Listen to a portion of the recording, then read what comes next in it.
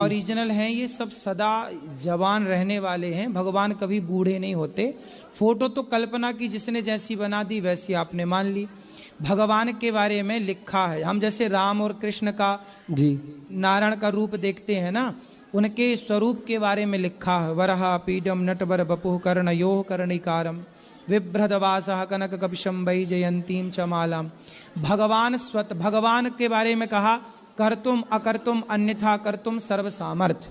भगवान के बारे में क्या है? सर्व सामर्थ्य। क्या है? सर्व सामर्थ्य। क्या मतलब हुआ इसका? वो सब समर्थ, सब चीज में समर्थ है। हाँ, वो चाहे तो अपने को सदा जवान रखें और वो चाहे तो अपने को बूढ़ा कर लें जी। तो भगवान के राम और कृष्ण के रूप में, वामन के रूप में वो सदा जवान रहते हैं। तो किसी रूप में यदि वो अपने को बूढ़ा बनाए, भाई भगवान तो सगुण ही अगुण ही नहीं कछु भेदा। भगवान निराकार भी हैं और साकार भी हैं। तो भगवान चाहे तो निराकार हो जाए। हनुमान जी लंका गए तो छोटे से बन कर गए। मसक समान रूप कपि धरी अति लघु रूप पवन सुतलीना। फिर माता सीता ने कहा कि तुम इतने से हो रावण से, और रावण की सेना से कैसे लड़ोगे? तब हनुमान जी बोले माता मैं बड़ा भी हो जाता हूँ। कैसे होते हो? तो भयं पर्वताकार शरीरा। हनुमान जी कैसे हो गए? पर्वत के समान। तो हनुमान जी हैं, इतने से हो जाएं, इतने बड़े हो जाएं। भगवान राम से मिलने गए तो पंडित जी होके गए। तो भगवान हनुमान जी तो राम के भक्त हैं ना, वो छोटे बड़े हो सकते हैं, जवान और बुढ़े हो सकते हैं। तो भगवान है ना, वो जिस रूप को चाहे कि मैं सदा जवान रहूंगा, इस रूप में सदा जवान रहेंगे। वो चाह लें कि मैं बूढ़ा हो जाऊं तो भगवान बूढ़े हो जाएं।